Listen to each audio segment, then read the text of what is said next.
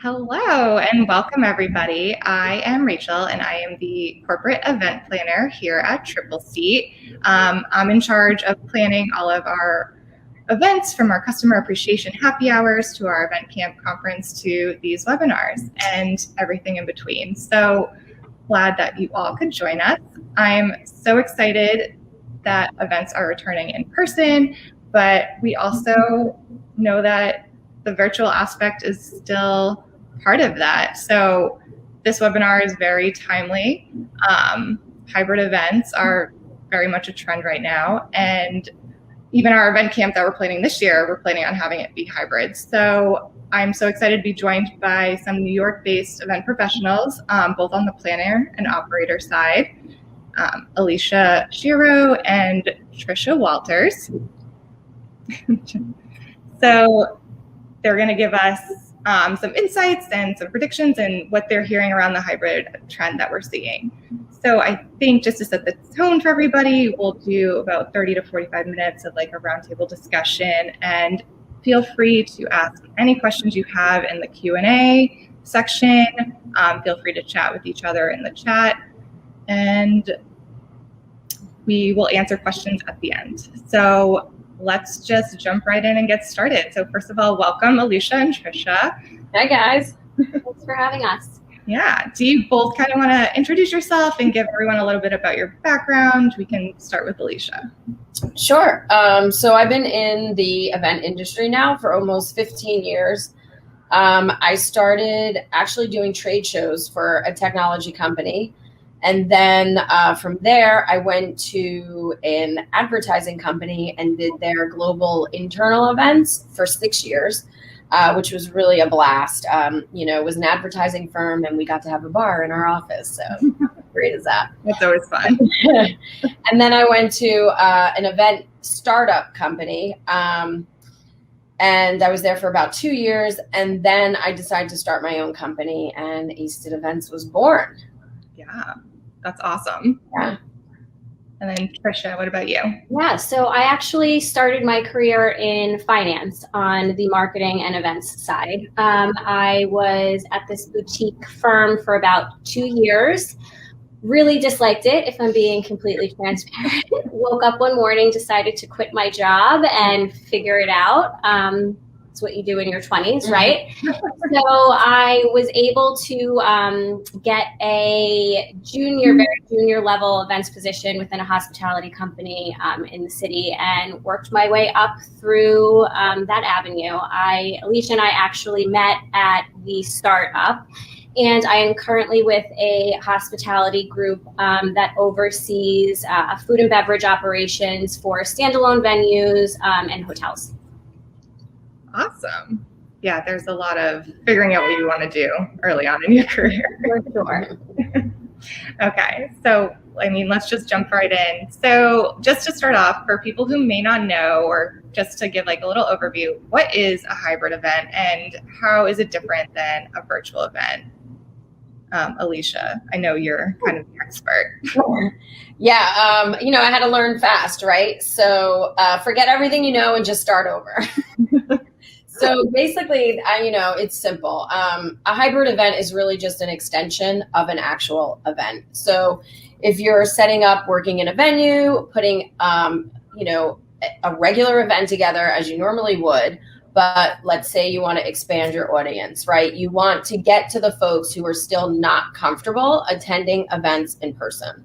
Right. So basically you bring in audio visual, you set up a live stream, and then you can send that out to your attendees that are home that didn't necessarily want to come in person. So that does a couple of things, right? The positive side is, even if a venue is limited on guest count, they're not anymore. So now you can expand that audience, a ton to, you can go as high as 10,000 people. I mean, if you're using Zoom or whatever you're using, really it's unlimited. So I would say expanding the audience is the biggest asset to doing a hybrid event. Right, definitely. So expanding the audience, I would say like that's one of the benefits. What are some like other benefits do you think of hosting hybrid events? Tricia, do you have any other insights? Yeah. So I know just from speaking with clients, it's definitely a cost savings.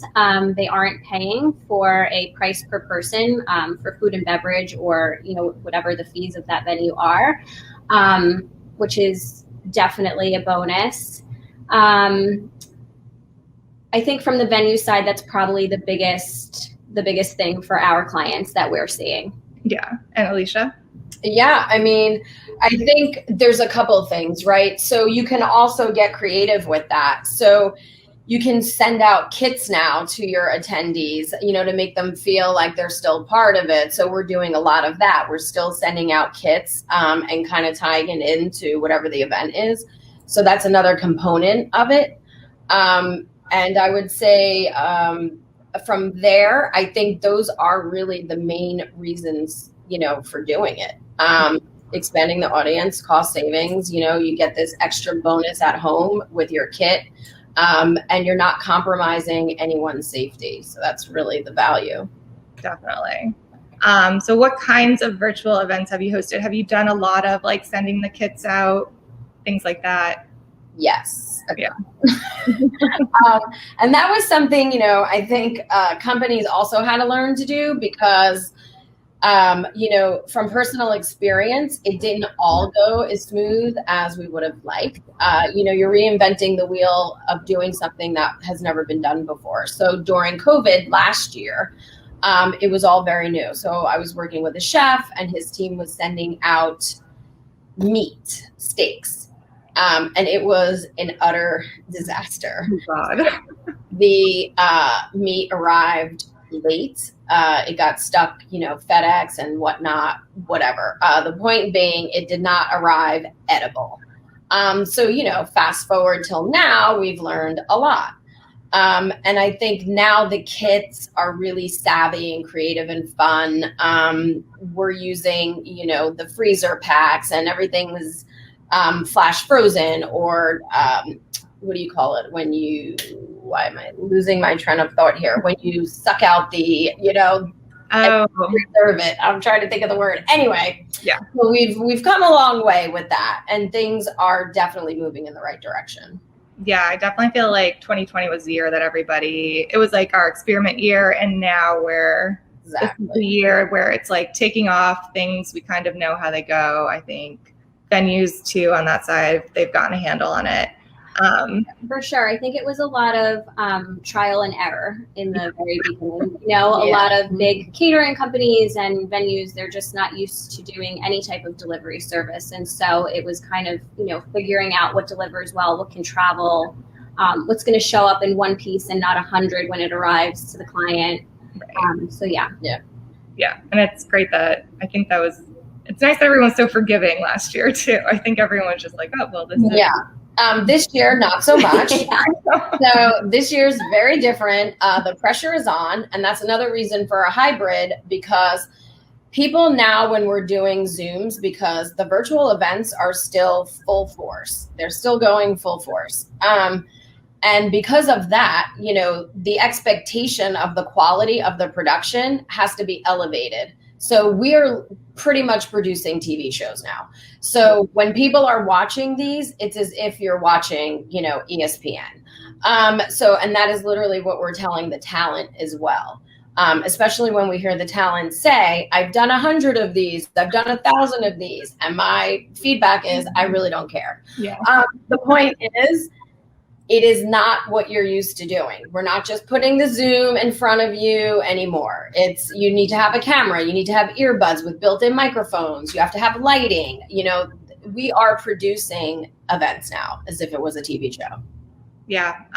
So would you say like that's one of the hardest parts you think now this year about doing the virtual / hybrid is making sure that it's all produced correctly and it's definitely more challenging for sure. And just managing everyone's expectations as far as, what the client wants and what the talent needs to see in order for them to be successful.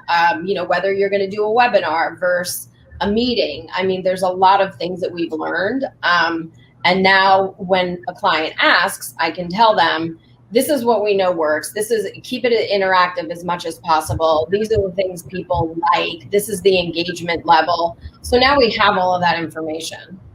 Definitely. So when you were sourcing a venue for hybrid events, so say you're having an event in person, but you're also having, you know, the virtual aspect, like what elements are most important to you? For me, yeah. I would say when I'm looking, I want to see the first thing in any form of research, especially now because all of my contacts and connections have changed and moved to different places. So I think the first place you look is Google. You Google venues and you go to their website. And I can tell you right now, if I get to the website and it doesn't have their meeting space on there, photographs, capacities, I move on to the next one. Right. Because it takes that much more time for me to reach out directly to the venue and get in touch with them, which is another thing on the website. You should have an actual person with their email, not some random info at event venue, blah, blah, blah, because that tends to get lost in the abyss somehow. So if you have an actual person's name and email, makes it that much easier for me and for anyone to reach out and get the information that we need really quickly to make a decision. You know, my clients give me basically, I would say, less than 24 hours to respond back with answers. And that means finding the venue. So if I go to a website and that information isn't there, even restaurants, the most beneficial thing in a restaurant is if you have a PDR, a private dining room, put a photo on there and list like capacity, this amount, or even if you're a venue, the same thing. We have X amount of spaces. These are the capacities. That will eliminate all the back and forth. So I can immediately just reach out and be like, this works great. What do you need? How do we get the date? That's it. I totally agree. I feel like whenever I send specs to any kind of venue, my second question, once they respond, is, do you have a photo of the space? Like, I just need to see, I need to like visualize. And then like my third question is about floor plans, but I totally agree with you. So those, like if a venue didn't have those things, would you say like that would be a turnoff from you? Is that like you're on to the next venue? Like what is something venues do that you would be like, this won't work for me or my event? If I don't hear back literally within a day, I move on. Yeah, there's just no waiting. Like they have to be faster with the response. I mean, because, you know, clients want answers and I can't not provide them. So I would just have to move on. So I would say turnaround time is so important. For sure. So should venues be promoting their virtual packages or the fact that they can handle kind of virtual aspects of events on site on their website? Or how should they start promoting those kind of things? Yeah, I mean, 100%. If they can create these packages, I know Tricia's done some of that and she'll, you know, speak on that as well. But 100%, if you have packages with audio visual recommendations, that saves the planner a ton of time. So it's very helpful to have, whether they're making a recommendation for an audio visual company or they actually have the packages themselves because they have, you know, an exclusive with someone. All of that is very important. Yeah. So Tricia, do you want to speak a little more like how should venues or how can venues better promote themselves as living? Yeah. So I know for me personally, when the world kind of ended and we entered into this, you know, virtual reality, let's call it, you know, things that we wouldn't have necessarily put focus on, like AV in some of our spaces and venues. We went in and redid our event decks. You know, we added verbiage to our websites to kind of outline the capabilities. So when planners like Alicia were doing the venue source for clients, they can easily see that we have the ability to produce these hybrid or virtual events. We also have a partnership with a AV company. And so I think that's important. Could also be, you know, a little annoying for planners like Alicia who have relationships. However, I think it's taught myself and my team, you know, kind of questions to expect. We have someone to help us troubleshoot. I know personally, a year and a half ago, I would kind of just hand over any AV questions to someone who was versed on them. now I have the ability to answer them, which has been, a good learning experience. Yeah, I agree. I feel like at least knowing a little bit about the AV side is always beneficial. Yeah. I think it helps, add a layer of comfort to planners that you're working with, because, they feel comfortable working with someone who knows, what to expect, what type of questions, how to troubleshoot, if something goes wrong, they're able to, act quick and help. Right. So I know, since we're on the topic of AV companies, I know there's a little bit of conflicting opinions. So it's nice when a venue has a contact and a venue or an AV company that they work with. But Alicia, I know planners like you and I, we like to kind of bring in our own AV company. So how do you work with venues on that? I guess is great question. Kind of lost a little. I think, where it gets tricky is if it's a hotel, right? Yeah. Not my favorite scenario. Because, we're still dealing with unions at most hotels, and they will have an exclusive with an audiovisual company that you have to use. Now, the issue is they are always more expensive. So I think one thing they maybe can consider is, price matching if you're going to lose the event, because sometimes the AV is more than the cost of the actual event. So when a client sees those fees and they're like, this makes no sense, can you find us another venue? Then I have to now go look for another venue that doesn't have an exclusive with an AV company. Mm-hmm. So once again, taking more of my time to go and do all that. So my suggestion is, if I find, an AV company and their price is like $3,000 less or whatever it is, if the hotel was agreeable to maybe match that, they wouldn't lose the event. Right. So, that could be something, obviously on a case by case, but it could be something that they entertain, because otherwise I will have to go look for another venue, because at the client's discretion, they're not going to pay as much for the AV as they are for the actual event. Yeah. And I've had that happen a number of times. So, right. Just what it is. And then Tricia, as a venue or somebody who's worked on the operator side, how do you usually find these AV companies that you partner with, or, how do you decide who to partner with? So I've actually been working with the same AV company for about 7 or 8 years. For me, the deciding factor was how reliable they are, how quickly they get back to questions I have, how they can, interface with a client, because sometimes we do, a pass through, and just, their reliability in general. Whether they show up on time, if they're 15 minutes early and not showing up, right at the scheduled start time, and their flexibility with pricing, because to Alicia's point, sometimes clients are working with a specific budget, and, you get put kind of in the middle, because, mm-hmm. You want to try and work something out. However, at the end of the day, it's another company you're working with. And so I've been fortunate enough to, create a partnership with a company who is very flexible because of the amount of business we send to them.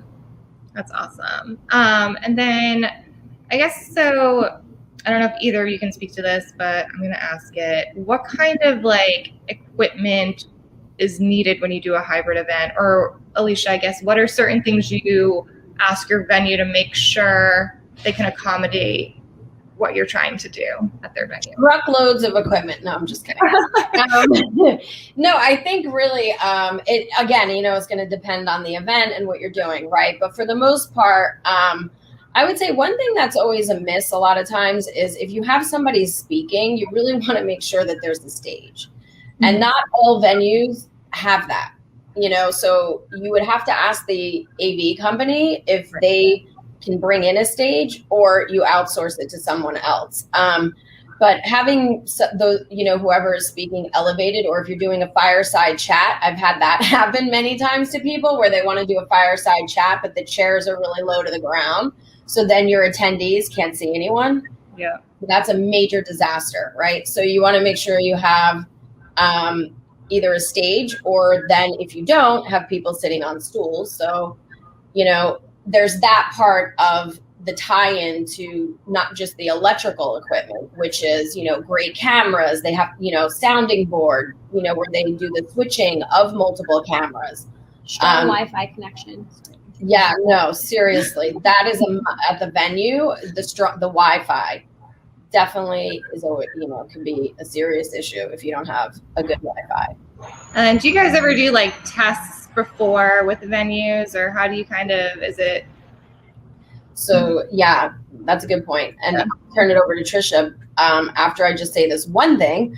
Normally you can't do it days in advance, right? Because you'd be paying for the venue twice. So what we always do is get there 2 hours ahead of schedule. AV has to arrive 2 hours before.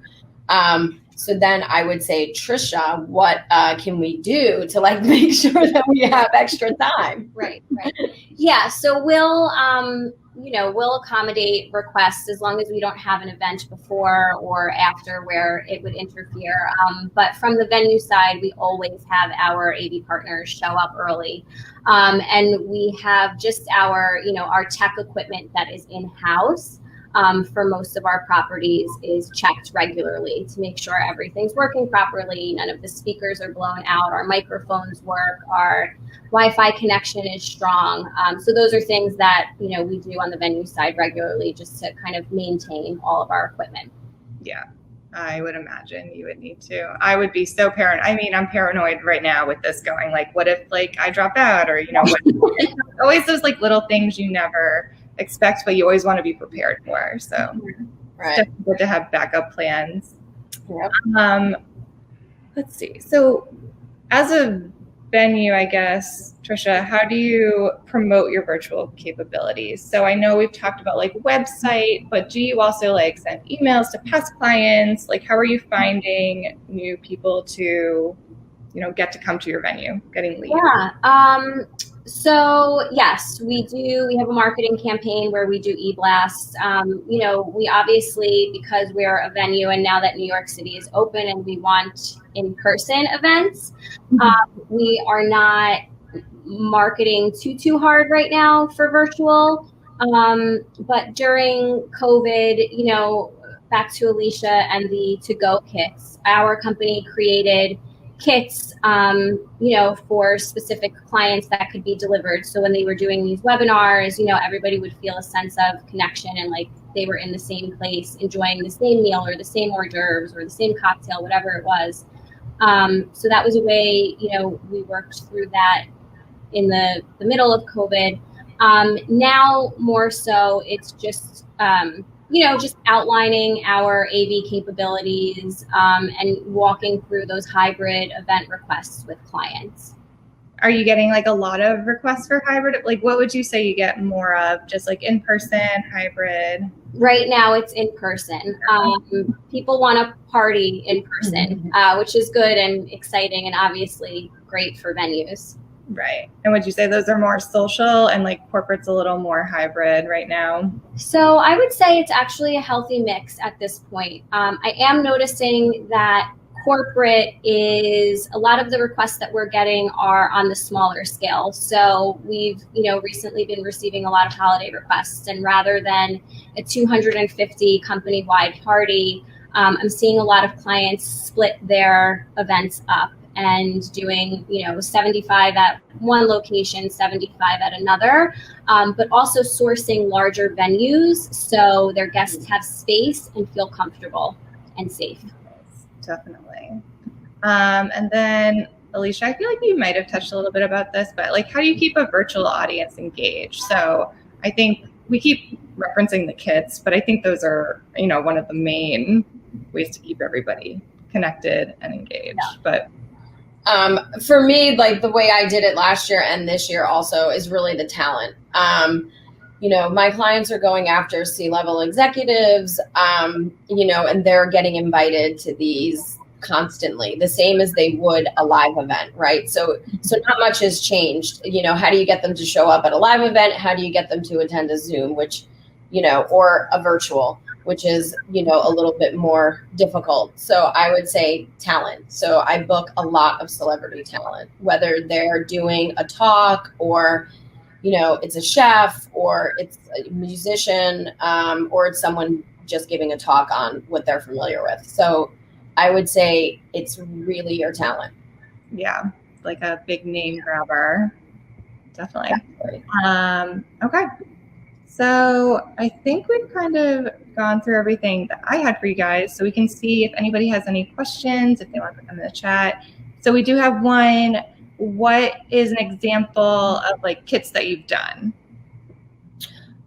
So ones that I've done were pertaining to the event that we're doing. So we've done whiskey kits, wine kits, cocktail kits, guacamole kits, and kits for every single chef event that I've done. So which includes the entire menu of whatever they're making. So all of those types of things. Yeah. Even a magic kit. I'm doing a magic kit right now. I can't wait. Oh, that's kind of fun. Yeah.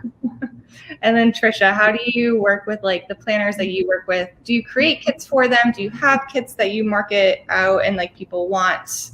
How does it work? Yeah, so we obviously have some like cookie cutter kits that we market out. However, we were doing a lot of custom kits, and ours is mostly food and beverage. So unlike Alicia, I wasn't able to do anything too creative like a magic kit. But yeah, we definitely, you know, have done some custom kits for clients. Nice. Exciting. And we can give it, oh, here we go. So how do you market them and like how do you price them? And do you partner with a shipping service? I guess, how do all the logistics work with?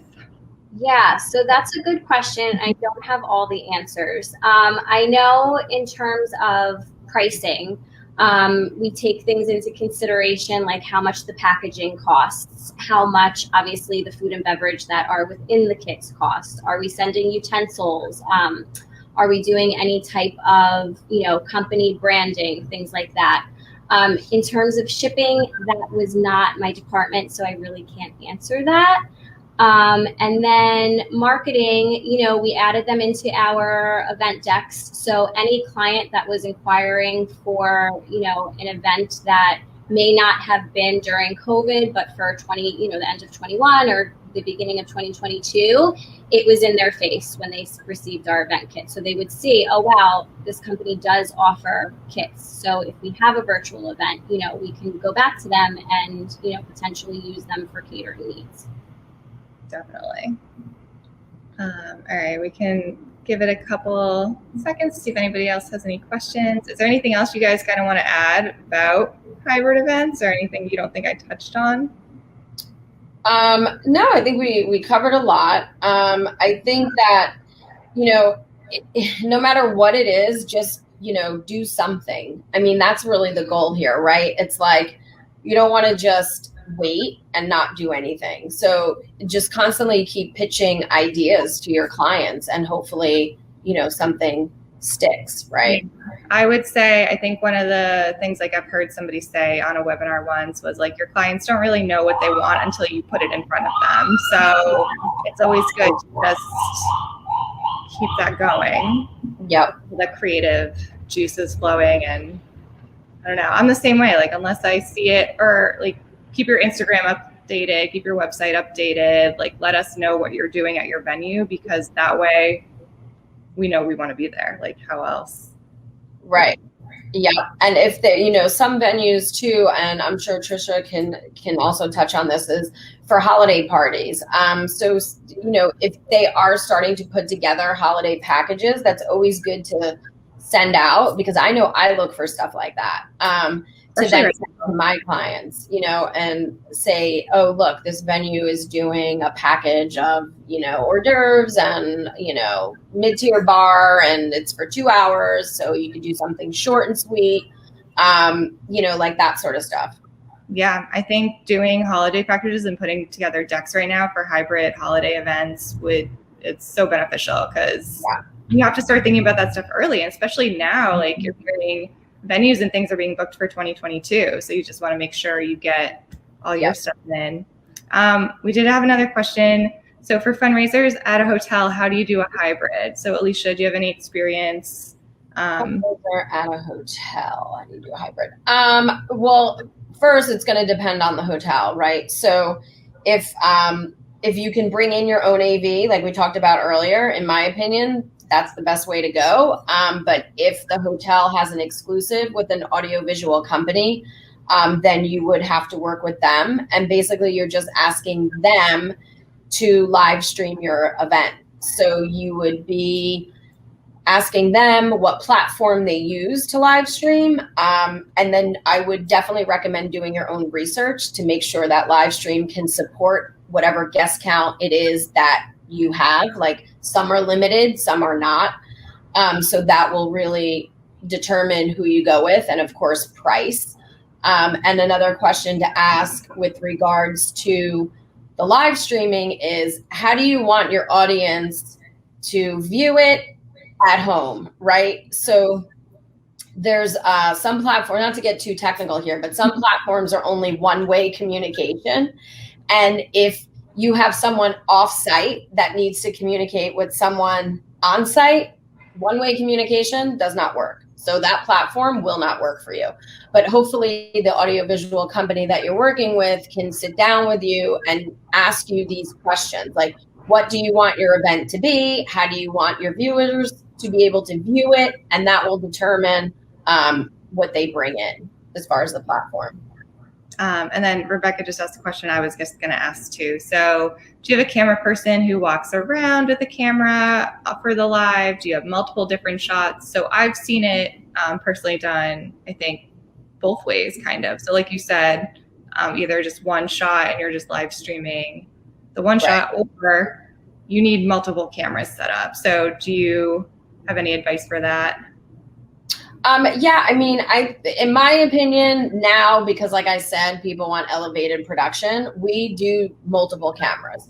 So especially if we're working with a chef, we'll have a live feed of a camera close up and a live feed of just him. So you'll have two camera views for the customer. Or when you're really tech savvy, your on-site audiovisual team will have a switchboard and they can switch from camera to camera. So you have one view and they are switching from camera to camera. Or you could have two separate cameras and just have the individual look at different cameras. It's really, again, how do you want the audience to view the experience? So those are the questions that you want to be aware of. Right, yeah. And I think we've said it before, just having a good AV partner is key. I mean, it literally makes or breaks your event. So whether you're a venue or a planner. Exactly. Yep. They are really the cream of the crop, you know? Yeah. They love to talk all that technical stuff too. Mm-hmm. Sometimes I'm just like, as long as you can make it happen. Yeah. Awesome. Okay, well, I think that's all the questions we have. So I just want to thank you guys both for joining us and for sharing your expertise. I hope everybody who joined learned a lot, and we will follow up. If anybody has any questions, feel free to follow up with us and we'll get you some answers. But awesome. Thanks, Rachel. Appreciate it. Bye, guys. Bye. Tricia. Bye. Bye.